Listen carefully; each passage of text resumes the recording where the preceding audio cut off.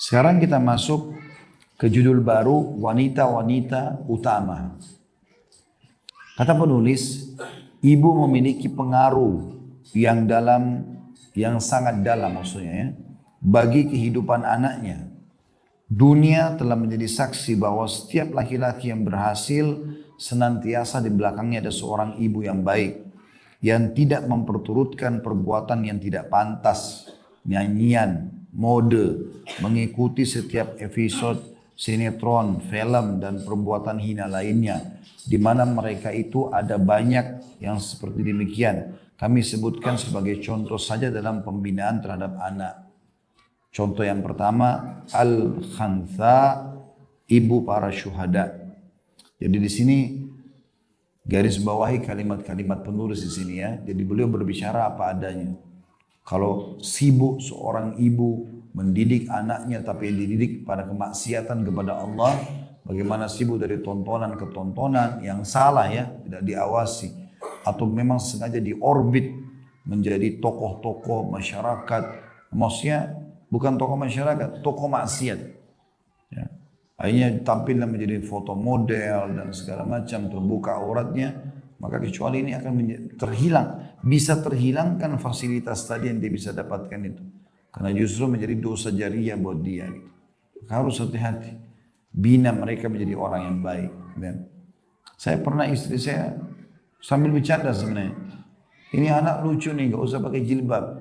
Padahal masih kecil memang, sekitar 3-4 tahun. Saya bilang gak bisa. Walaupun masih kecil, pakaikan jilbab dari sekarang. Buat dia cinta. Karena kapan ada pujian sampai kepada dia. Kita ini jiwa kita teman-teman, kalau dipuji kita suka dan itu melekat pujian itu. Beda dengan kalau kita dihina.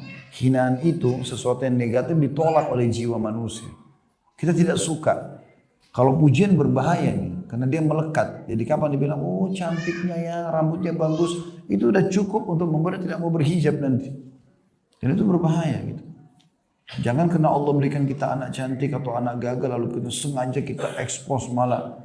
Dan lebih parah daripada itu bisa kena penyakit ain yang pernah kita bilang. Maka orang hasad melihat dia gitu kan. Itu berbahaya sekali, maka harus hati-hati.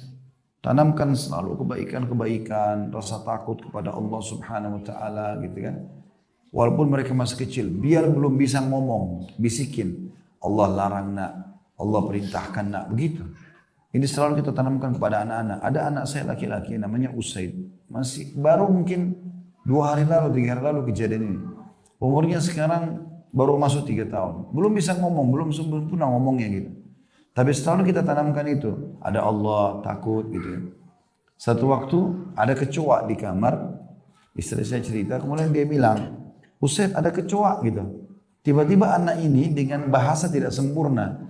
Karena waktu saya datang ke rumah, istri saya tanya lagi pertanyaan yang sama. Ustaz ada kecoa.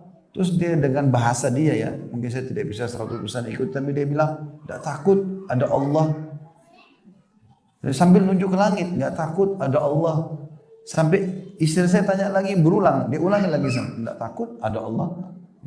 Dan itu ternyata istri saya bilang, ini anak memang luar biasa, Masya Allah. Dia malam pun, biar sendirian, kalau dia belum situ, dia keluar di ruang tamu, dia main. Karena takutnya. Dia rasa takut. Karena kita sudah bisa tanamkan. Jangan takut kecuali kepada Allah. Padahal belum bisa ngomong. Begitu luar biasa penanaman yang positif yang kita tanamkan. Nah sama halnya dengan hijab. Bagi anak perempuan. Biasakan pakai dari kecil. Ya, saya kemarin keliling cariin jilbab kecil. Karena Allah baru karunia saya anak perempuan kecil bayi. Maka saya coba keliling. Dapat ada jilbab dijual. Kainnya kaos bagus. Gitu kan, maksudnya dingin, dipakein bagus kok gitu. Bahkan tidak ada masalah. Dan sekarang subhanallah penelitian terakhir jilbab itu bahkan bisa melindungi wanita dari banyak masalah, termasuk penyakit-penyakit virus sekarang itu. Ternyata hijab itu banyak sekali membantu. Istri saya kebetulan pakai cadar, alhamdulillah dia ke dokter. Dokter ini orang Katolik, dokter anak kebetulan. Terus dia bilang sama susternya, ini kalau pakaian paling sehat, pakaian seperti ibu ini pakai. Ditunjuk istri saya. Cuma orang mungkin banyak nggak tahu, karena dia tidak akan kena banyak virus. Padahal sebelum terjadi virus-virus corona ini, sebelumnya gitu. Ya, tapi seperti itu. Kita banyak tidak sadar ya ternyata hikmah-hikmah syari dalam perintah itu sangat bagus. Ya.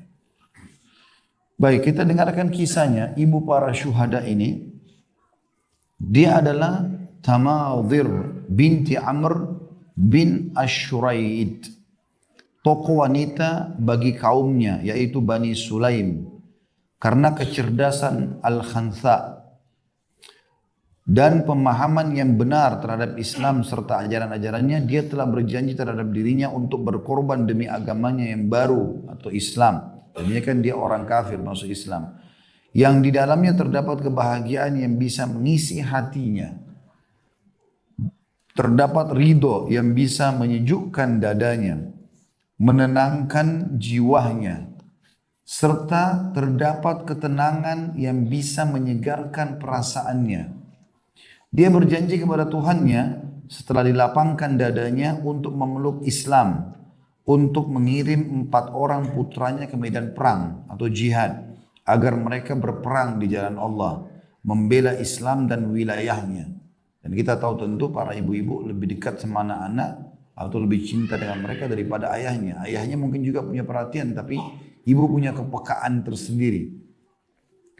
Tapi karena dia cinta sama agama ini, Al-Khantha radhiyallahu anha menyuruh 4 orang anaknya untuk ikut jihad semua. Dan supaya Islam tersebar serta syirik, menyekutukan Allah dan kesesatan sirna, di mana mereka bisa mendapat pertolongan Allah sehingga dapat mengalahkan musuh-musuh mereka dan bisa menjadi para syahid di jalannya. Al-Khantha membujuk anak-anaknya untuk ikut bersama pasukan kaum muslimin yang dipimpin oleh Sa'ad bin Abi Waqqas radhiyallahu anhu memerangi Persia dan memusnahkan Majusi. Majusi itu penyembah api ya. Yang menyembah api lagi mengerjakan berbagai pelanggaran. Al-Khantha radhiyallahu anha mendapatkan keberuntungan ketika keluar mengajak anak-anaknya untuk berjihad. Bagaimana tidak? Kejujurannya terhadap nilai-nilai Islam dan prinsip-prinsip jihad telah dimilikinya. Di samping membekas pula di hatinya kandungan-kandungan Al-Quran. Hal itu nampak ketika dia berbicara kepada anak-anaknya sebelum terjadi peperangan. Dia mengucapkan kepada mereka untaian kata yang lebih berharga daripada emas dan mutiara. Dia berkata, wahai putraku, kalian telah masuk Islam tanpa paksaan. Kalian telah berhijrah sebagai pilihan kalian. Demi Allah yang tidak ada Tuhan yang berhak disembah kecuali Dia. Kalian adalah putra-putra dari seorang laki-laki, sebagaimana kalian adalah putra-putra dari seorang perempuan. Tidak pantas bagiku untuk mengkhianati bapak kalian atau membuat malu paman kalian. Aku pun tidak pernah mempermalukan nenek moyang kalian dan tidak pula merubah nasab kalian. Bukankah kalian tahu janji Allah kepada kaum muslimin berupa pahala yang besar dalam memerangi orang-orang kafir? Ketahuilah, negeri yang kekal itu lebih baik daripada negeri yang fana, maksudnya akhirat. Allah berfirman dalam surah Al-Imran ayat 200, A'udzu billahi minasyaitonir rajim. Ya ayyuhalladzina amanu isbiru wasabiru warabitu wattaqullaha la'allakum tuflihun. Wahai orang-orang beriman, bersabarlah kalian dan kuatkanlah kesabaran kalian dan tetaplah bersiap siaga di perbatasan negeri kalian dan bertakwalah kepada Allah agar kalian beruntung. Bila besok hari kalian masih diberi kesehatan oleh Allah, maka perangilah musuh kalian dengan gagah berani sambil meminta pertolongan kepada Allah untuk mengalahkan musuh-musuhnya. Bila peperangan telah berkecamuk dan api pertempuran telah berkobar, maka pergilah menuju tempat pertempuran itu dan lawanlah musuh kalian. Niscaya kalian akan mendapatkan keberuntungan dan kemuliaan di akhirat kelak. Jadi ini nasihat dia kepada anak-anaknya, bagaimana dia sebagai seorang ibu memotivasi mereka. Di awal nasihatnya dia membahasakan, kalau saya tidak pernah mengkhianati ayah kalian, tidak pernah mengkhianati nenek moyang kalian, maksudnya saya selama ini betul-betul menjaga kehormatan nama baik ayah kalian karena tidak pernah selingkuh, kalian betul-betul anak dari ayah kalian, dan saya terus menjaga nama baik ayahmu dan nenek moyangmu atau nenek moyang kalian supaya tidak merusak citra mereka dengan mendidik kalian dengan baik. Maka sekarang kalian harus menjaga nama baik itu. Dan tidak ada kemuliaan, ini seperti itu makna kalimatnya. Tidak ada kemuliaan yang mengalahkan kalian bisa berperang di jalan Allah, membela Islam dan mati syahid. Baru kemudian beliau masuk ke semangati anak-anaknya. Ini luar biasa, dia tahu sebagai seorang ibu anaknya akan mati. Maka tetap saja dia motivasi karena kecintaannya kepada anak-anak itu justru yang membuat dia mendorong mereka untuk mati syahid. Maka dia ingatkan, kalau terjadi peperangan, kalian masih hidup besok, majulah, perangilah. Di situ ada keberuntungan dan kemenangan. Kata beliau, sungguh kalimat ini dapat memotivasi satu peleton. Maka bagaimana bila memotivasi 4 orang pahlawan yang telah meyakini kebaikan dan keimanan pada ibu mereka. Keluarlah anak-anaknya dengan tidak memandang keinginan apa-apa kecuali syahid atau menang. Menerima nasihat ibunya sambil berusaha dengan keras melaksanakan wasiatnya. Berangkatlah 4 orang itu berupaya mewujudkan tekadnya. Seruan ibunya mengiringi mereka dari setiap tempat yang tinggi maupun rendah. Maksudnya setiap kali mereka naik ke atas bukit atau turun di sebuah lembah, nasihat ibunya selalu terngiang-ngiang di telinga mereka. Keempat adik kakak ini. Nasihatnya mengandung keteguhan membuat mereka bersungguh-sungguh. Al-Khantha radhiyallahu anha bersama mereka menemani mereka walaupun dia sedang ada di kotanya tidak ikut perang.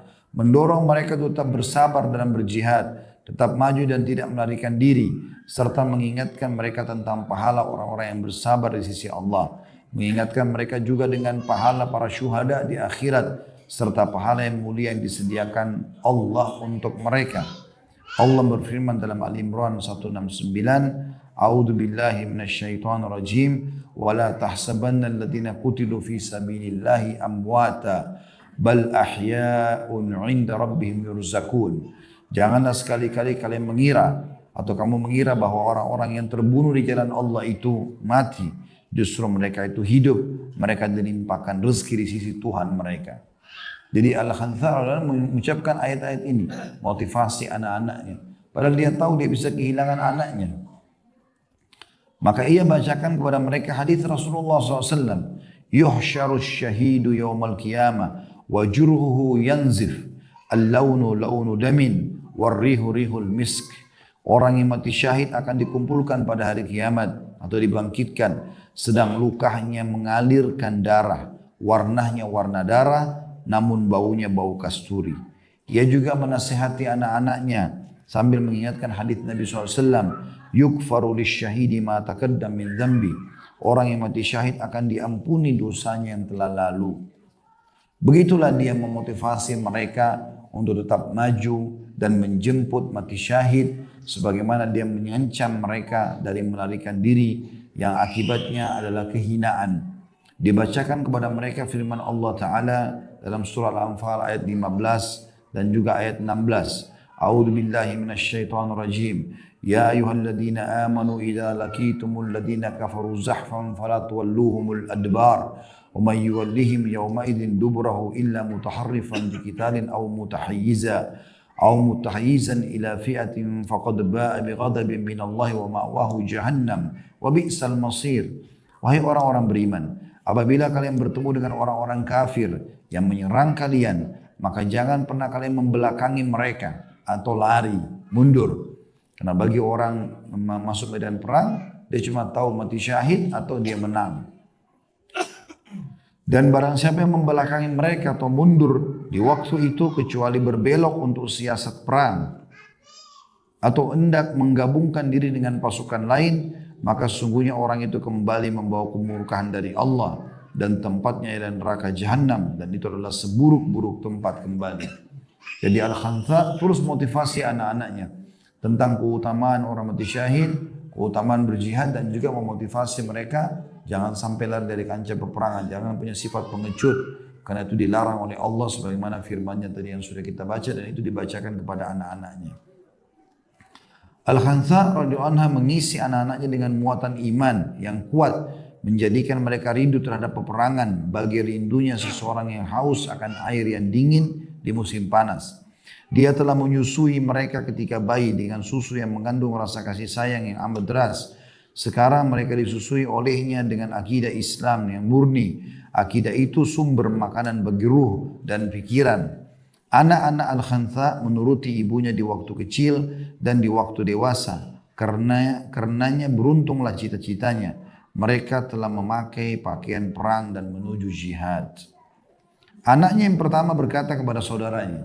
Jadi karena motivasi dari ibunya ini, kakak adik itu semuanya, adik nomor 1 sampai nomor 4, yang nomor 1 bicara sama adik-adiknya. Wahai saudaraku, ibu sang penasehat telah menasihati kita ketika dia mengajak kita semalam. Tadi malam waktu kita sebelum pergi jihad nih, ibu kita sudah nasihati. Ujarnya dengan jelas, ucapannya bisa difahami. Pergilah menuju peperangan yang penuh dengan kehancuran dan permusuhan. Maksudnya kita disuruh perang. Sebenarnya yang kalian jumpai ketika pekikan pertama adalah serombongan ngengat pada anjing yang menggalak. Artinya kalian hanya takut di awal saja. Seperti kalau anjing pertama mau menggonggong, tapi begitu kita menghadapinya belum tentu anjing itu mau menyerang gitu kan. Mereka yakin akan tertimpa bahaya, sedang kalian berada pada tangan kehidupan yang baik atau kematian yang akan membawa keberuntungan yang nyata. Ya, maksudnya musuh-musuh akan yakin mereka tertimpa bahaya. Kalau kita tidak, kita sebagai orang muslim, kita akan menerima mati syahid. Kalau kita terbunuh semua, walaupun musuh menganggap kita kalah, kita nggak kalah, kita menang. Justru target utama. Atau memang kita membawa kemenangan.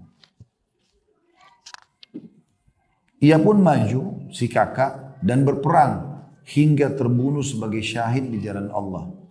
Anak yang kedua pun datang bagi aliran air yang menghanyutkannya. Seraya berkata, sesungguhnya ibu memiliki keteguhan dan kekuatan serta pandangan yang jauh dan pendapat yang tepat. Ia menyuruh kita berlaku benar dan lurus. Itulah nasihatnya dan perbuatan baiknya terhadap anak. Maksudnya, setelah kakakku mati ini, makna kalimatnya, aku tidak akan menyanyiakan nasihat ibuku. Karena dia telah menasihati dengan nasihat yang benar agar kita mati syahid dan mendapatkan yang terbaik. Lalu dia motivasi dirinya, segeralah menuju peperangan sebagai pembela dalam pasukan, baik untuk mendapatkan rasa tenang di hati atau kematian yang membawa kalian pada kemuliaan selamanya, yaitu di surga Firdaus dan kehidupan yang nikmat. Seakan-akan dia berjanji dengan surga Firdaus, yaitu akan menyusul saudaranya sebagai syahid karena Allah. Datanglah saudaranya yang ketiga sambil bersyair dengan menunggangi kuda seraya berkata, adik yang ketiga sekarang, demi Allah kita tidak akan durhaka sedikit pun kepada ibu. Karena ibu sudah suruh kita berperang, kita tidak akan pernah memungkiri itu. Tidak akan pernah memungkiri itu. Ia telah menyuruh kita berperang dan bersikap sayang. Artinya dengan santun ibu menyampaikan motivasi itu. Sebagai nasihat dan perbuatan baik yang tulus, lagi disertai rasa sayang. Segeralah menuju peperangan yang penuh kehancuran. Maksudnya pasti akan ada saling bunuh-membunuh. Itulah barahnya. Hingga kalian dapat bertemu dengan tentara Kisra bercampuran. Maksudnya bercampur antara dua pasukan musuh dan muslim. Atau mereka akan merombak pertahanan kalian dengan sebenarnya. Kalau kalian tidak melawan pasti akan dikalahkan. Kami menyaksikan sikap remeh kalian sebagai kelemahan. Pembunuhan terhadap kalian sesuai batasnya dan sebagai pengorbanan. Ia pun berperang hingga syahid. Jadi yang pertama sudah mati syahid, yang kedua mati syahid, yang ketiga juga mati syahid. Dia adalah orang ketiga yang masuk dalam surga. Maka berserulah saudara mereka yang keempat ketika arwah tiga saudaranya itu agar mereka menunggunya supaya masuk dalam surga bersama-sama. Aku memang bukan orang yang paling terdepan milik Al-Khantha, Al-Akram dan Amr yang bercahaya. Maksudnya aku ini walaupun yang paling terakhir mati dan aku bukan anak terbaik dari Al-Khantha, maksudnya ibunya, Al-Akram dan Amr yang bercahaya. Ya, bisa bermakna ini adalah nama ayahnya. Ya. Bila ku tidak ingin dalam pasukan sebagai tentara, tetaplah pedang yang banyak akan melintasi semua arah. Jadi dia motivasi dirinya, kalau aku tidak mau pun ikut berperang sini, toh tetap aku sudah tiba di sini dan aku akan dikelilingi oleh banyak pedang musuh. Bisa untuk menggapai kemenangan segera dan keberuntungan ataupun mati di jalan Allah. Lalu dia menyerang mati-matian karena mengharap mati syahid, maka Allah memenuhinya hingga jumlah syuhada menjadi 4 orang. Berbahagialah ibu dari 4 orang syahid. Berbahagialah Al-Khantha. Para pasukan pulang hendak menemui Al-Khantha untuk memberitahukan kepadanya kejadian tersebut dan menghiburnya ketika wafat putra-putranya. Padahal Al-Khantha sendiri tiap hari keluar untuk menanyakan berita pasukan kaum muslimin. Segeralah Al-Khantha menghentikan pasukan tersebut dan menanyakan mereka tentang kabar kaum muslimin. Kata mereka, anak-anakmu wahai Al-Khantha telah memutuskan umur mereka sebelum tiba saatnya. Al-Khantha pun berkata, aku tidak menanyakan tentang anak-anakku. Yang aku tanyakan adalah bagaimana keadaan peperangan. Mereka menjawab, kami telah menang melawan musuh dengan sebenarnya. Dan kami hancurkan mereka dengan sehancur-hancurnya. Al-Khantha lalu berkata radhiyallahu anha, alhamdulillah, itu termasuk karunia Allah. Kemudian dia melanjutkan perkataannya, apakah anak-anakku berperang maju ke depan atau mereka berperang dengan ketakutan? Maka mereka menjawab, tidak wahai Khantha, sesungguhnya anak-anakmu termasuk orang-orang yang terbaik dalam berperang. Mereka maju ke depan melawan kekuatan musuh. Mereka pekikan suara takbir dan tahlil serta memotivasi pasukan untuk tetap maju dan tidak lari. Kami sangat bangga sekali dengan mereka dan ibunya lah yang telah menjadikan mereka orang-orang utama. Mendidik mereka untuk cinta kepada Allah dan berkorban di jalannya. Sungguh mereka telah dapatkan kemuliaan mati syahid di jalan Allah. Karena itulah Al-Khantha mengucapkan kata-kata yang masyhur, alhamdulillah alladhi syarafani bikatlihim wa arju min rabbi an yajma'ani bihim fi mustaqarrir rahmah. Jadi setelah tahu anaknya mati, Al-Khantha ucapkan kalimat ini yang sering diulang-ulang oleh para ulama, menunjukkan bagaimana kekuatan iman seorang ibu yang luar biasa ini. Dia mengatakan segala puji bagi Allah yang memuliakanku. Dengan apa? Dengan gugurnya mereka dalam jihad. Justru dia anggap itu adalah sebuah prestasi yang terbaik dan tertinggi. Dan aku berharap kepada Rabbku agar mengumpulkanku dengan mereka di tempat menetapnya rahmat Allah itu di surga. Dia tidak menangis lagi bermuka masam, rambut pun tidak ditarik dan muka pun tidak dicakar. Kan biasanya orang kalau sedih tarik-tarik rambutnya, cakar wajahnya, mungkin karena perempuan terbawa perasaan. Dia ucapkan kata-kata ini dengan keadaan ridho terhadap qada Allah dan bangga terhadap perjuangan anak-anaknya di jalan Allah. Al-Khantha inilah contoh yang nyata bagi setiap ibu yang muslimah. Dia adalah panutan yang baik bagi wanita-wanita kita. Dia didik anaknya dengan pendidikan Islami yang benar. Lalu dia sumbangkan untuk umat Islam agar mereka berperang dan membela Islam. Allah memilih mereka ke dalam orang-orang yang didekatkan kepadanya, yaitu para syuhada. Mereka diberi nikmat berupa rahmat dan keridhaannya, serta merasa bebas pergi sesuka mereka di dalam surganya.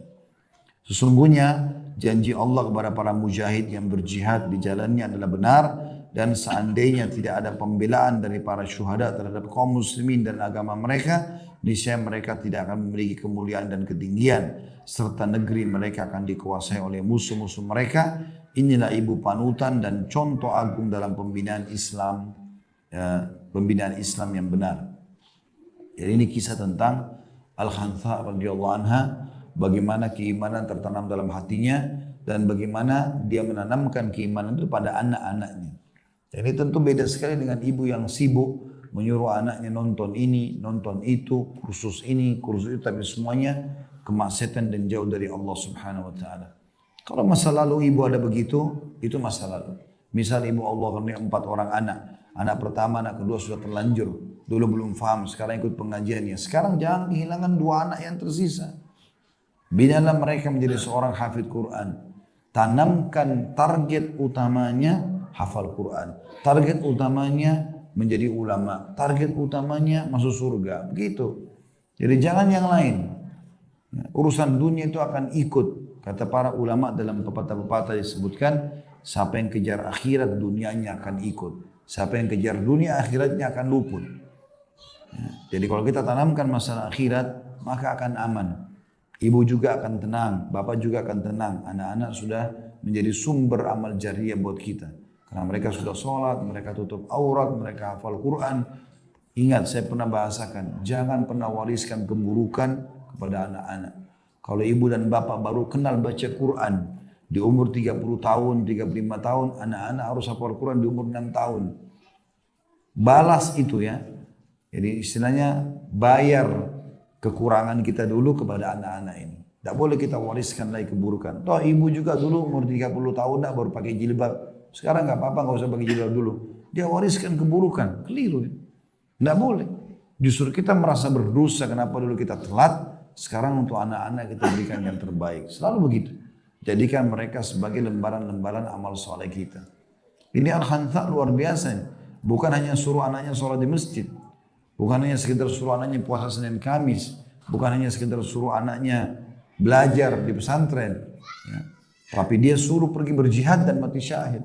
Sekarang banyak ibu-ibu baru anaknya mau masuk pesantren saya sudah menangis. Merasa jauh, susah, kesian, nanti makan apa di sana. Padahal demi kebaikannya. Mereka menangis sekarang, tapi mereka akan membahagiakan ibu nanti. Mereka sekarang menangis sedih karena jauh dari ibu dan bapak, tapi nanti bapak ibu akan menangis ya karena gembira melihat bagaimana mereka sudah bertakwa kepada Allah Subhanahu wa taala. Saya sering bahasakan itu kepada keluarga. Anak-anak kalau ke pesantren itu cuma sebentar. Mereka akan kembali ke kita. Tapi mereka digodok, dibina di sana untuk menjadi seorang muslim yang baik. Saya pernah di pesantren dan saya tahu itu. Azan kita disuruh ke masjid. Kita cuci baju sendiri. Kita urus diri sendiri. Berbaur sama orang-orang gitu kan. Ada suka dukanya. Kita jadi belajar. Punya pengalaman hidup. Ya, maka itu sebuah hal yang sangat baik. Pendidikan yang sangat baik. Kalaupun tidak misalnya, maka jangan pernah luputkan pendidikan agama di rumah. Panggilan kursus-kursus gitu kan. Dan ingat, potensi anak-anak itu besar sekali. Beda dengan kita orang dewasa. Kita ini sudah bergelut dengan sifat malas, bergelut dengan sifat lalai. Anak-anak itu selalu mau tahu karena mereka belum tahu. Jadi mereka selalu gitu. Makanya kalau naik sepeda jatuh, dia berdiri lagi. Dia mau padahal sakit. Mungkin kita orang dewasa kalau naik motor tabrakan sudah trauma. Mungkin tidak mau naik motor lagi bisa. Anak-anak tidak seperti itu. Maka harus kita sebagai orang tua padatkan itu. Anak-anak saya dari kecil saya sudah padatin, pokoknya padat, gak peduli, gitu kan. Bukan tidak kesian sama mereka, tapi padatkan. Karena memang mereka sedikit sangat lalai. Misalnya kita cuma fokus kepada jadwal sekolahnya saja misalnya. Dari jam 7:30 pagi misalnya sampai zuhur, 1:30 misalnya. Pulang ke rumah sudah kesian anak saya sudah sekolah, biarin aja dia main. Bukan tidak boleh main, permasalahannya waktu bermain yang ibu kasih dari duhur dan bapak kasih itu sampai malam itu lebih baik daripada waktu dia belajar. Ini kalau lebih banyak porsinya akan mengalahkan porsi yang pertama dia belajar. Tidak padatkan. Saya coba praktek ke anak saya. Alhamdulillah saya temukan bisa hafal Quran 30 juz. Kasusnya sebenarnya kita bukan ngejar. Saya sama istri saya bilang ini anak bukan kita kejar harus hafal satu tahun Al-Quran misalnya. Enggak. Buat saja jadwal sederhana. Dia setiap pulang sekolah, dan itu kita mulai dari SMP malah, bukan SD. Kalau yang sekarang yang kecil-kecil saya coba dari kecil, dari TK, SD saya coba praktikin. Tapi yang ini enggak, dari SMP kita mulai. Begitu masuk SMA sudah hafal 30 juz. Ternyata cuma lakukan apa? Setiap pulang sekolah, saya minta istri saya antar. Ada satu orang ustadzah, hafidh Al-Quran, Masya Allah, jazakallah khair. Kita ke rumahnya kita bayar. Sampai jam 5 sore pulang ke rumah. Begitu tiap hari. Sabtu Ahad dia store hafalan. Jadi kita buat dia cinta dengan hafalan. Anak itu sekarang duduk, kata istri saya. Kadang-kadang kalau duduk saya dekatin, dia lagi diam. Saya dekatin dia lagi ulangin surah ini, surah itu. Lagi di mobil, duduk diam, lagi tidak diajak ngomong, dia ulangin hafalannya. Kan bahagia. Sampai saya syuting dikirim nih, lihat nih. Alhamdulillah anak ini begitu. Dan dengan motivasi itu ternyata Al-Quran sudah berbekas dalam diri, tidak pernah tinggalin sholat malam. Dia selalu kalau malam bangun, istri saya bilang sudah sholat malam anaknya. Sudah sholat malam, dari kecil sudah begitu. Ini masih belum kita bicara dia dewasa, dia interaksi sama masyarakat, belum sudah terbiasa dengan itu. Maka kita harus bisa menutupi kekurangan kita itu. Walaupun kita tidak hafal Quran, kita harus anak kita hafal Quran, kita tutupi kesalahan kita dengan itu. Ingat teman-teman sekalian, anak bisa menjadi amal jariah atau bisa menjadi dosa jariah. Harus hati-hati. Apa yang kita tanamkan itulah yang akan berbekas. Jangan pernah berpikir teman-teman apa yang kita ucapkan itu tidak berbekas sama mereka. Berbekas itu. Berbekas. Sikap apapun dia anggap kita ini orang tuanya sebagai tokoh, sebagai contoh. Seperti itu. Anak-anak itu saya di rumah sampai besar sekali pengaruhnya. Kata istri saya sampai kalau pergi sekolah masih TK, ya, playgroup. Kalau gurunya bilang apa? Enggak, abadi enggak bilang begitu. Pokoknya saya yang dijadikan patokan. Gurunya dibantah sama dia. Sampai gurunya itu telepon ke istri saya. Apa benar Ustadz ajarin begini misalnya? Ya. Oh iya memang Ustadz pernah gini-gini. Jadi dia ngomong. Bagi dia orang tuanya sudah patokan. Padahal cuma hanya setiap ketemu duduk. Sambil ngobrol, sambil bercanda sama dia. Tapi sambil penanaman. Ternyata itu direkam benar sama dia. Direkam begitu. Terus anak saya juga kecil. Ada yang masih perempuan kecil juga gitu. Mau keluar tidak pakai jilbab. Maksudnya mengatakan tidak boleh Umi. Allah marah. Padahal umur masih 4 tahun, 5 tahun gitu. Nah, alhamdulillah berdekatan umur mereka. Karena dia nggak mau. Dan ini satu hal yang menggembirakan. Kalau bagi saya sih, saya anggap itu sudah prestasi yang sangat bagus gitu kan. Daripada anak-anak kita malah lari dari agama, tidak mau sholat, tidak mau tutup aurat dan seterusnya. Kalau kita sudah mulai dengan hal-hal yang kecil, maka otomatis hal yang besar akan terbiasa nanti.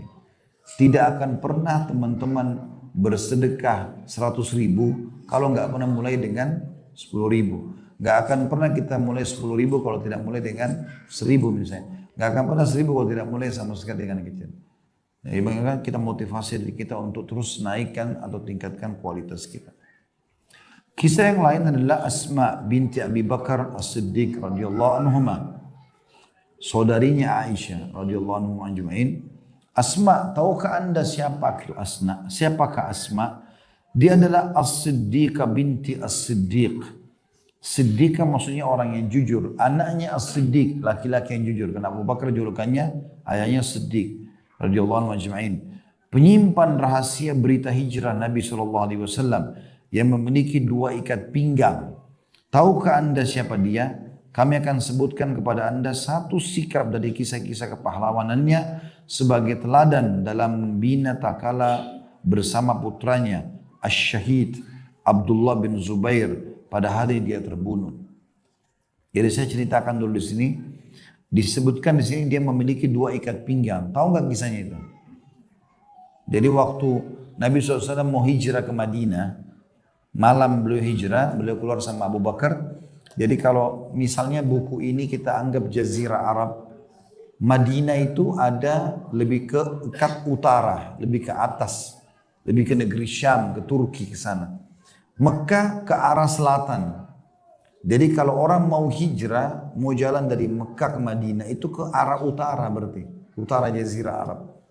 Nah Nabi SAW waktu itu karena tahu orang Quraisy mengiklankan siapa yang mendapatkan Muhammad hidup atau mati dikasih 100 ekor unta oleh Abu Sufyan dan teman-teman diiklankan pada saat itu. Tentu waktu itu Abu Sufyan belum masuk Islam radhiyallahu anhu.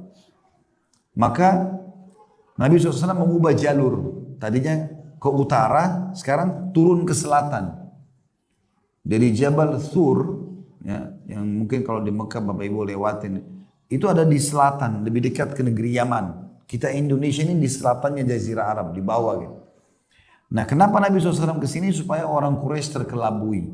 Dan beliau sempat tinggal 3 hari di gua, ya, di Jabal Thur itu. Atau di Gunung Thur. Dan teman-teman sekalian, di sini Nabi SAW waktu tinggal di sana butuh makanan. Butuh makanan dan butuh juga orang-orang yang bisa mengelabui orang Quraisy supaya tidak tahu di mana mereka atau beliau sembunyi. Maka beliau menggunakan 3 jasa. Jasa yang pertama, jasanya Ibnu Fuhairah. Ini adalah pengembala dombanya Abu Bakar. Jadi waktu Nabi SAW jalan bersama Abu Bakar menuju ke Jabal Thur itu, maka supaya jejak kaki untanya hilang, dilewatin sama domba-dombanya Ibnu Fuhairah ini. Diinjak-injak, jadi hilang jejaknya gitu. Kemudian yang kedua, Abdurrahman ibn Abi Bakar. Ini tugasnya dia karena dia masih kecil, dia selalu kumpul di dekat Mekah, di dekat Ka'bah dengar orang-orang Quraisy cerita apa. Nanti dia menjelang sore atau malam dia datang ke gua ini sampaikan. tadi ada mereka bicara ini, mereka bicara itu. Jadi supaya tahu informasi. Yang ketiga Asma ini yang sedang kita bahas, radhiyallahu anha. Tugasnya dia menyiapkan makanan buat Nabi. Nah, zaman dulu perempuan itu sering kali membuat ikatan di pinggulnya. Jadi kayak semacam kain, selain tutup badan dan kepalanya, bajunya juga ada yang diikat seperti sabuk tapi dari kain. Ya. Tujuannya untuk taruh makanan. Kemana-mana mereka taruh makanan gitu kan. Jadi kayak zaman sekarang mungkin kalau kita di mobil bawa box-box makanan, tepak-tepak gitu-gitu. Nah ini mereka itu tidak ada zaman dulu. Jadi taruh di kain, dililit lalu diikat di pinggang gitu kan. Nah untuk dia makan, tapi karena dia mau bawakan makanan Nabi, maka dia tambah lagi satu ikatan lain. Isinya makanan buat Nabi. Itu di sini kenapa sebabnya dikatakan julukannya penyimpan rahasia hijrah Nabi SAW yang memiliki dua ikat pinggang. Itu maksudnya ya. Lalu dikatakan Asma binti Abi Bakar radhiyallahu anhuma berkata kepada anaknya ketika anaknya datang mengucapkan salam kepadanya saat sebelum maut menjemput anaknya. Jadi Abdullah bin Zubair anaknya beliau. Ya. Abdullah bin Zubair ini radhiyallahu anhu pada saat Ali bin Abi Thalib terbunuh, ya, kemudian ternobatkanlah Hasan di Madinah sebagai khalifah, di negeri Syam Muawiyah bin Abi Sufyan. Dua-duanya sahabat ini. Yang akhirnya Hasan ringkas cerita radhiyallahu anhu cucu Nabi SAW mengalah, menyerahkan kerajaan kepada Muawiyah supaya satu pemimpin saja. Setelah itu berjalanlah kurang lebih 20 tahun masa kekhalifahan Muawiyah. Setelah meninggal, rupanya Muawiyah tulis wasiat untuk anaknya yang bernama Yazid supaya jadi khalifah. Nah di sini ada beberapa orang sahabat nolak itu. Kenapa Yazid? Yazid ini bukan sahabat. Sahabat masih banyak hidup. Kenapa harus dia? Maka ada beberapa sahabat yang tidak setuju dengan itu. Di antaranya Abdullah bin Zubair. Dia keluar, dia tidak mau, lalu dia menentukan dirinya sebagai khalifah di Mekah. Sempat menjadi khalifah, gitu kan. Entah kalau nggak salah 2 tahunan atau berapa gitu jadi khalifah. Tapi setelah itu, ya diutuslah oleh Khalifah Umawi yang di negeri Syam, itu diutuslah seseorang panglima perang namanya Hajjaj yang menyerang Mekah, akhirnya membunuh Abdullah bin Zubair radhiyallahu anhu ajma'in. Yang jelas Asma di dalam kisah yang dikatakan radhiyallahu anha sebagai ibu berkata kepada anaknya ketika anaknya datang mengucapkan salam kepadanya saat sebelum maut menjemput anaknya. Jadi lagi diserang Mekah besar-besaran dan kemungkinan besar besok ini anaknya bisa terbunuh, Mekah bisa ditaklukkan. Dan memang betul itu terjadi. Mati akhirnya Abdullah bin Zubair. Dia mengatakan, wahai putraku, kau adalah dirimu. Kamu adalah dirimu. Bila kamu yakin bahwa kamu berada di atas kebenaran dan mengajak kepada kebenaran, maka bersabarlah melakukannya. Karena kawan-kawanmu telah terbunuh di atasnya.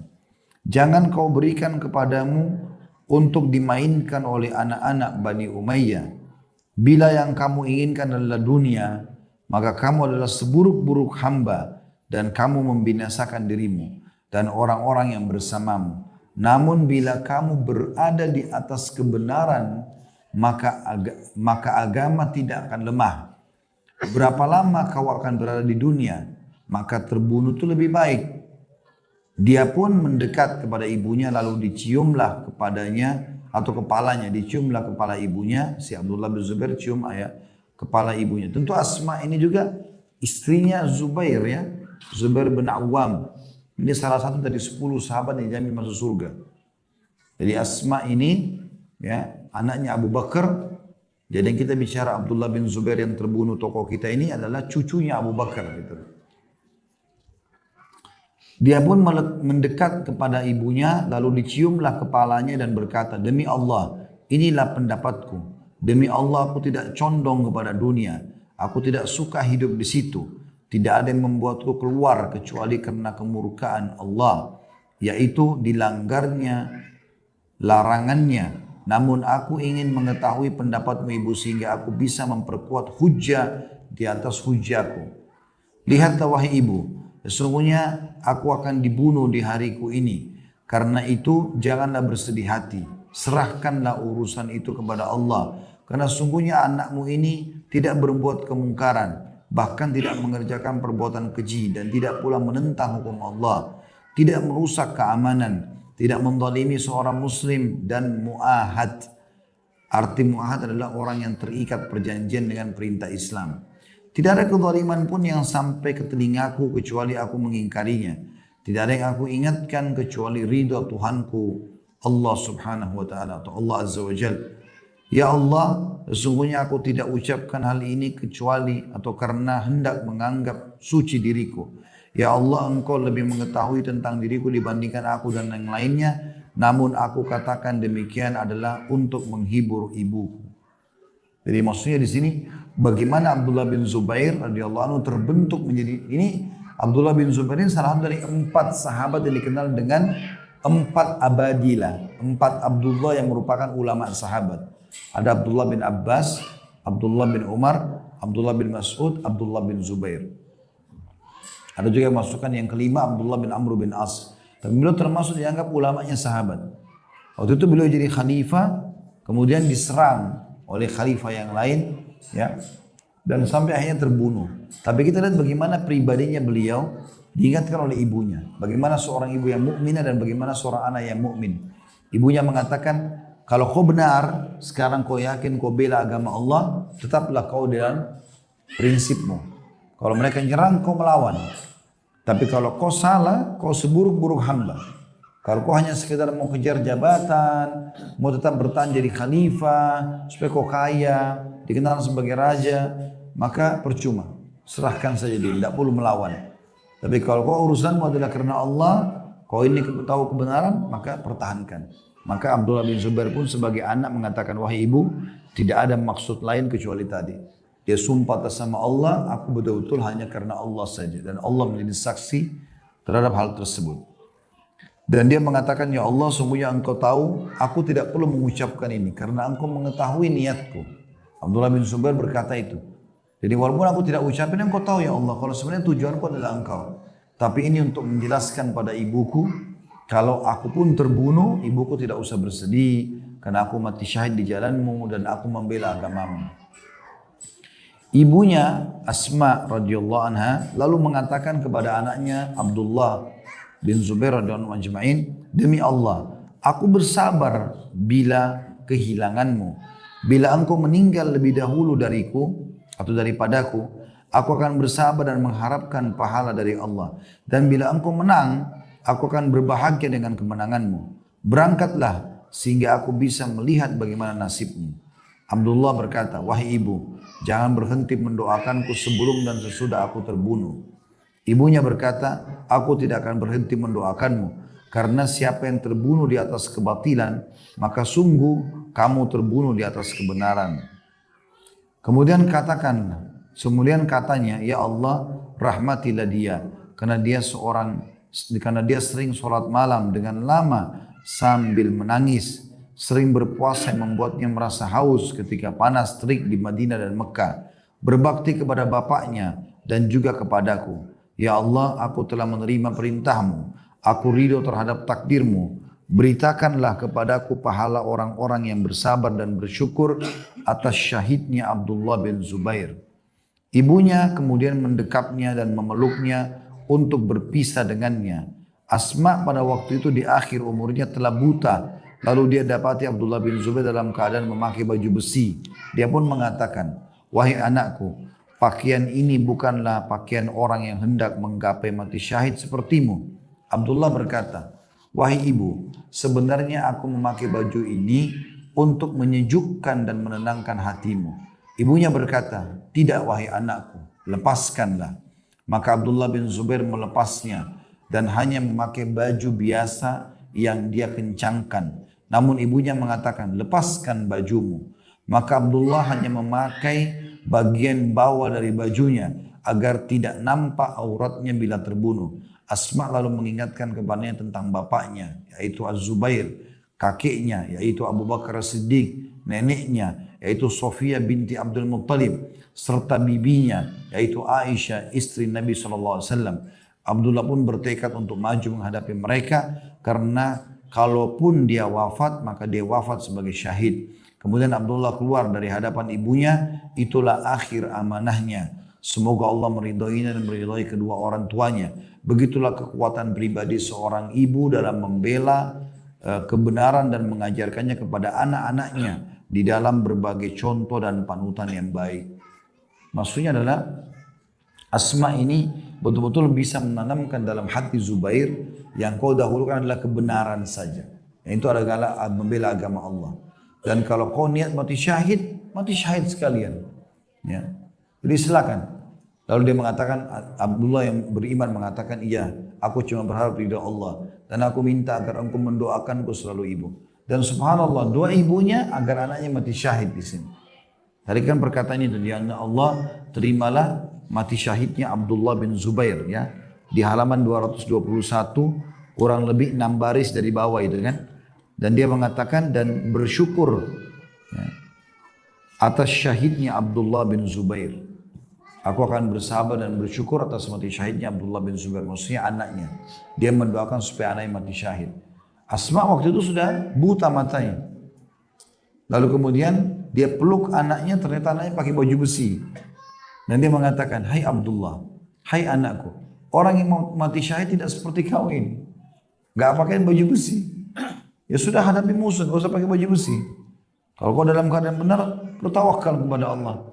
Maka dibukalah oleh Abdullah. Abdullah bilang, sebenarnya saya pakai ini untuk menghiburmu ibu. Supaya kau tahu bahwasanya aku coba, ya supaya tidak mati dulu. Supaya bisa berkhidmat padamu.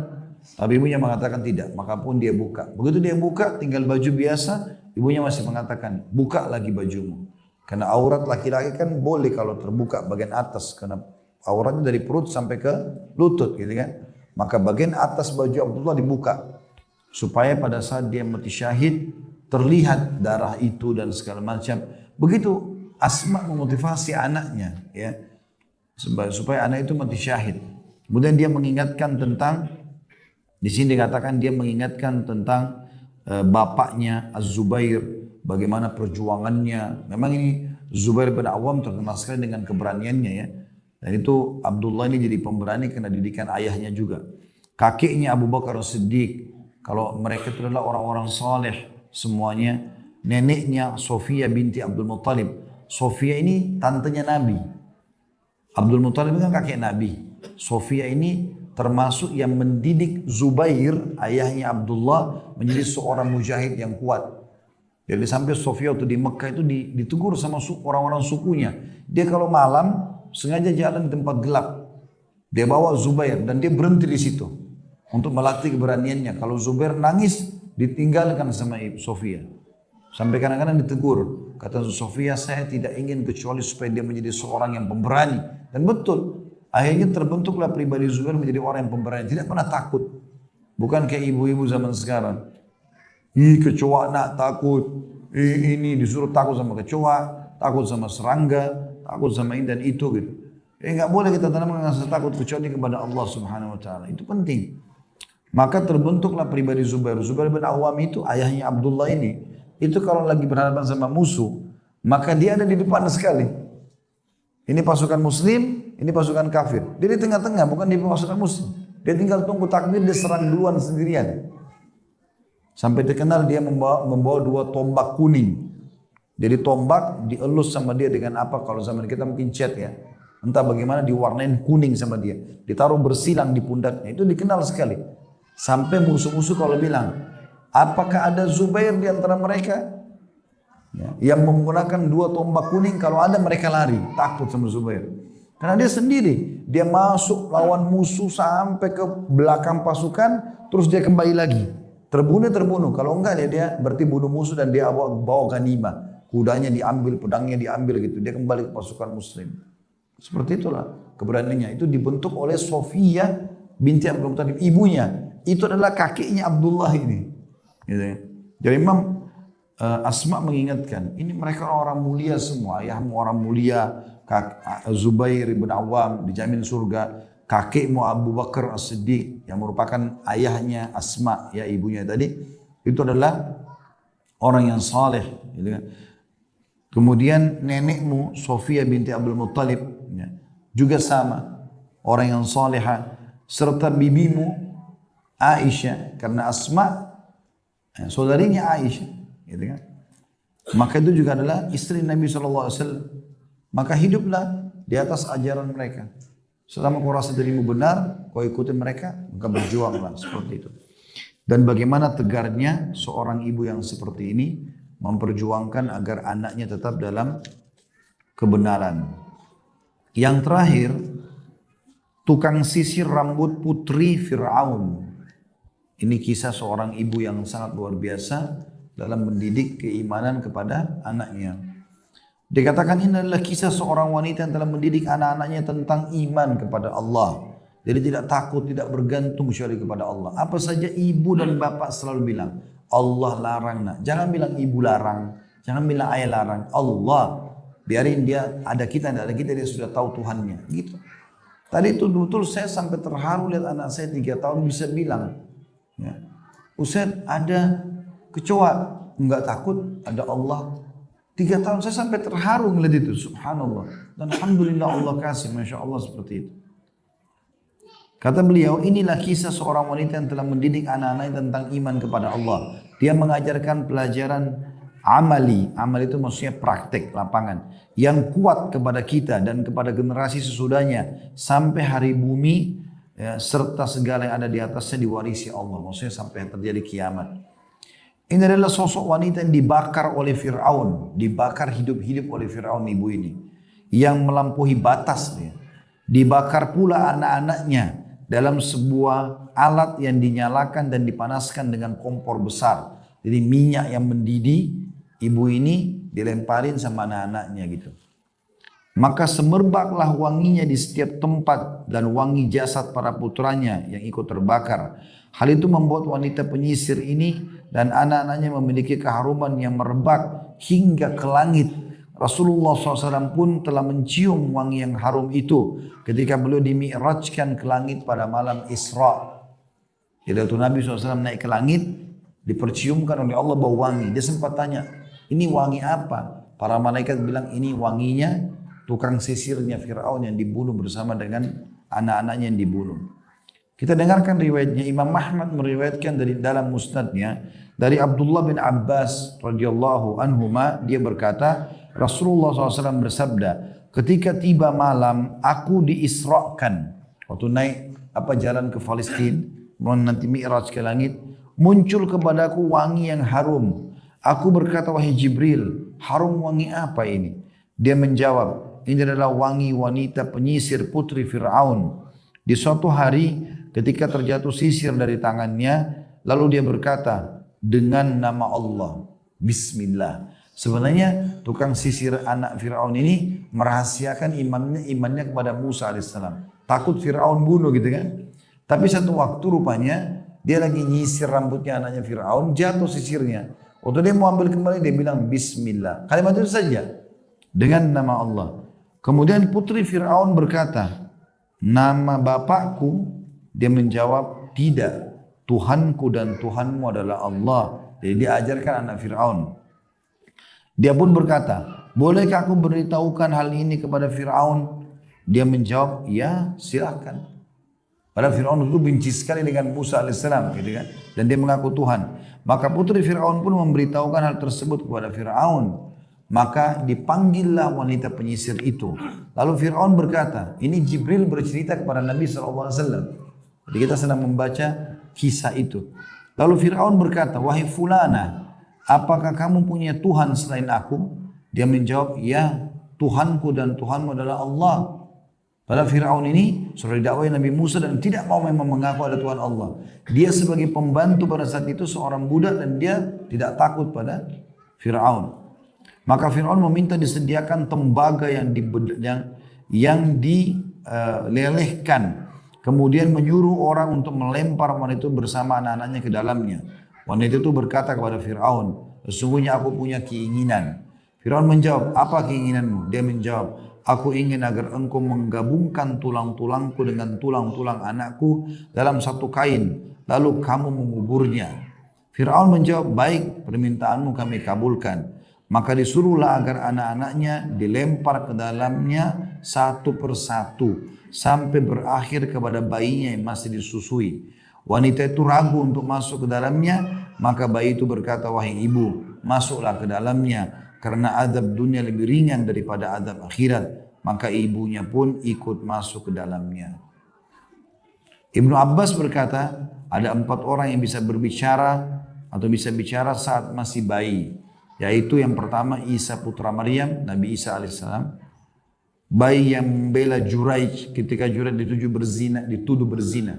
Sudah tahu kisah itu ya? Juraij itu adalah orang soleh, lalu ibunya panggil dia lagi sholat, tapi dia tidak jawab. Ibunya lalu doakan supaya Juraij sebelum mati, ya dia akan melihat wanita-wanita berzina. Maka ada satu wanita berzina, doa ibunya terkabulkan, doakan buruk akhirnya kan. Akhirnya datang wanita berzina mengatakan kepada Bani Israel waktu itu, saya bisa goda Juraij. Maka mereka bilang, kalau kau bisa goda dia, maka kami akan kasih apa yang kau minta. Masuklah dia ke dalam musallahnya lah, tempat ibadahnya Juraij, lalu menawarkan diri untuk berzina. Juraij tolak. Wanita ini terkenal sangat cantik, lihai, segala macam, tapi Juraij tidak lihat sama sekali. Karena dia takut salah, takut dipermalukan masyarakat, dia keluar dari situ, kemudian dia berzina sama pengembala kambing, domba, sampai dia hamil. Untuk dia hamil dia bilang, ini lihat anaknya Juraij. Maka Juraij pun dihancurkan tempat ibadahnya, dihinakan oleh masyarakat, sampai akhirnya Juraij diusir. Hari si perempuan ini mau melahirkan bayi itu, Juraij datang di depan orang-orang. Lalu Juraij tekan perutnya, bayi itu sambil mengatakan, mengakulah siapa ayahmu. Maka baru dia sebutkan, saya adalah anak pengembala kambing. Nah karena bayi ini bicara di buayan, akhirnya orang-orang tahu kalau Juraij tidak melakukan perzinahan, mereka membangun kembali tempat ibadahnya gitu kan. Itu bayi yang bisa berbicara juga. Kemudian saksi Yusuf dan bayi milik wanita penyisir putri Fir'aun. Ya. Ini saksi Yusuf juga ada yang dijelaskan dalam riwayat tentang masalah bayi yang pernah disusui oleh ibunya, kemudian dia lewat satu orang yang tampan pakai kuda gitu, ibunya bilang semoga anakku ini menjadi seperti orang itu. Lalu anaknya bayi bicara, dia bilang semoga saya tidak jadi seperti itu ibu, karena masih bayi. Lalu kemudian lewat orang miskin yang susah, lalu ibunya mengatakan, semoga anakku jangan seperti ini. Anaknya mengatakan, semoga aku jadi seperti itu. Dalam riwayat ini dikatakan karena yang pertama itu adalah orang kafir, yang kedua adalah orang soleh. Maka anak itu Allah izinkan bicara dalam buaian. Begitu juga dengan bayi yang pernah, ini banyak sebenarnya bayi-bayi yang bicara ya. Begitu juga bayi yang pada saat mau dibunuh oleh Namrud. Ya. Maaf, bukan Namrud. Dibunuh oleh raja yang memiliki penyihir pada saat itu di Yaman. Ya. Kalau orang-orang yang tidak mau mengaku dia sebagai Tuhan maka dilempar ke dalam api. Termasuk ada seorang ibu yang dilempar sama anaknya. Seperti itulah. Sebagian orang menyangka bahwa wanita ini telah berbuat jahat kepada anaknya ketika membuat mereka terkena ujian yang amat dahsyat ini. Akan tapi wanita ini dan wanita-wanita yang sepertinya termasuk wanita-wanita utama dilihat dari satu sisi. Karena dia telah mengajarkan dan menanamkan akidah yang benar. Yaitu tidak ada Tuhan yang berhak disembah kecuali Allah. Umur dan ajar itu di tangan Allah. Begitu pula rezeki di tangan Allah Ta'ala. Bukan di tangan Fir'aun dan yang lainnya. Jadi prosesnya ini, ibu ini, dia punya anak 4 atau 5. Jadi pada saat Fir'aun mau bunuh dia, itu tembaga sengaja dilelehkan, ditaruh di sebuah wadah yang besar sampai meleleh panas. Api tetap menyala. Jadi bukan air panas ya. Bukan juga minyak tadi, tapi tembaga yang ini lebih panas lagi, melekat. Gitu. Lalu kemudian disuruh berdiri oleh Fir'aun, lalu anaknya dilempar satu persatu. Depan matanya. Dimulai yang paling besar dulu. Jadi di situ meleleh mati. Dilempar lagi anak yang kedua, anak yang ketiga, sampai terakhir bayinya. Tapi tetap saja dia kokoh. Anak-anaknya pun sudah ditanamkan keimanan sama dia sampai anaknya tidak merasa takut untuk loncat ke dalam siksaan itu. Karena itu dia meninggalkan pengaruh yang amat kuat. Dia mengajarkan pelajaran yang amat agung, lagi bermanfaat meski sebagai wanita dan sebagai pelayan. Padahal orang yang dihadapinya adalah orang yang paling angkuh di muka bumi, yang mengaku sebagai Tuhan, yang berkata, "Aku adalah Tuhanmu yang paling tinggi." Dialah Fir'aun. Sedangkan dia adalah wanita yang lemah, namun keimanannya kepada Allah amat kuat di samping dia sebagai pendidik yang sukses. Dia yakin bahwa segala kebaikan ada pada berpegang pada agama yang mana hasilnya akan teruji atau terpuji. Wanita tersebut memiliki pandangan yang berbeda dengan orang-orang pada umumnya, bahwa apa yang dilakukannya terhadap anak-anaknya adalah kebaikan yang amat besar buat mereka di sisi Tuhan mereka di hari ketika berjumpa dengannya. Maksudnya dengan anaknya terbunuh tadi, loncat di situ karena mempertahankan iman, itu dalam pandangan wanita ini baik, dan itu betul. Sebagian orang mungkin menganggap wanita ini zalim, mestinya dia pura-pura saja kafir, kemudian anak-anaknya selamat. Tapi enggak, dia lebih pilih untuk mendahulukan penanaman pendidikan yang baik kepada anak-anak dan dirinya juga. Demikian juga sikap si angkuh yang melempar anak-anaknya satu persatu ke dalam kompor besar sebelum dia dilempar ke dalamnya, yang mana hal itu bertujuan untuk menjadikannya murtad dari agamanya, adalah kebaikan pula buatnya.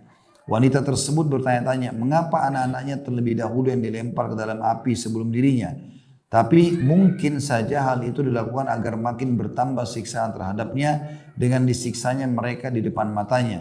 Padahal wanita itu tabiatnya lemah bila dia disakiti dengan siksaan berupa pemandangan yang amat menyakitkan. Pembakaran dan penumpahan darah akan menambah pedih rasa sakitnya. Dengan disiksa, dibunuh, dibakarnya anak-anaknya sebagai penyujuk hatinya. Dalam kondisi itu tentunya seorang ibu akan terpecah-pecah hatinya. Maksudnya Fir'aun sengaja membuat anaknya dulu dilempar, bukan orang ini, supaya memang makin menyakitkan bagi ibu ini, gitu kan? Dan kita tahu ibu-ibu beda perasaannya sama bapak-bapak. Mungkin anak-anaknya sakit sedikit saja sudah kepikiran. Beda dengan bapak, mungkin dengan mudahnya dia mengatakan, baik nanti kita obati, nanti kita coba begini dan seterusnya. Karena mendominan akal, gitu kan? Tapi ini semua tidak menggoyahkan iman wanita yang mulia ini. Namun sikap yang dipegangnya, kesabaran dan kekuatan yang dimilikinya menunjukkan kadar iman yang kuat yang sampai kepada wanita itu. Karenanya tidaklah heran kalau keharuman jasadnya dan jasad anak-anaknya merebak hingga ke langit yang tinggi di sana. Dan agar diketahui beritanya ketika aromanya bertebaran. Sungguh wanita itu amat mulia di sisi Allah meski dianggap hina oleh Fir'aun dan tentara-tentaranya. Namun tetaplah dia amat mulia di sisi Allah Ta'ala dan malaikatnya. Anak-anaknya mendapat kenikmatan pada derajat yang tinggi itu. Dan pada hari kiamat Tuhan mereka akan memasukkan mereka ke dalam surga yang mengalir di bawahnya sungai-sungai. Inilah pembinaan yang benar dan kekuatan iman. Di dalamnya terdapat teladan yang baik dalam membina. Baik buat wanita maupun laki-laki. Jadi ada juga poin penting di sini yang kita perlu titik beratkan. Jangan pernah takut untuk mati.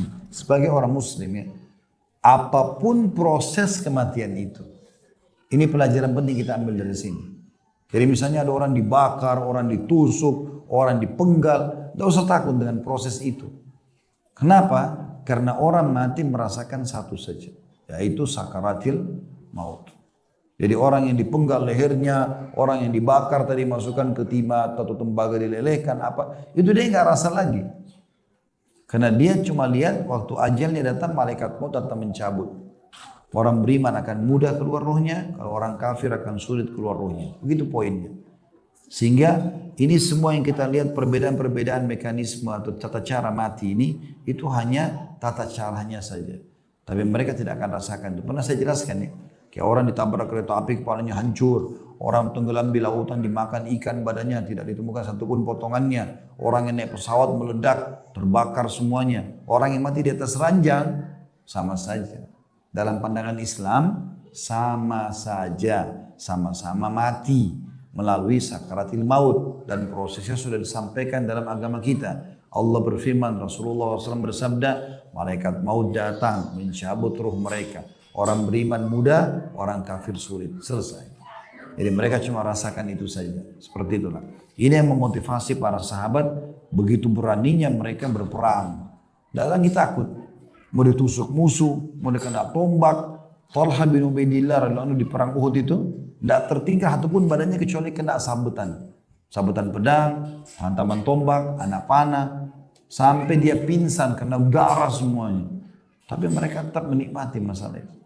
Dan pada saat dia lihat di pipi Nabi SAW ada topi besi Nabi tertusuk ke pipinya. Dan itu patah besinya. Maka beliau sebagai sopan santun tidak mau cabut sama tangannya, pakai giginya. Tapi giginya tanggal. Gitu kan. Ya itu luar biasa, kata Abu Bakar, tunggu hari Uhud adalah harinya Talha. Mereka dengan berani, gak berani. Ya. Seorang sahabat yang bernama Anas bin Nadhr radhiyallahu anhu.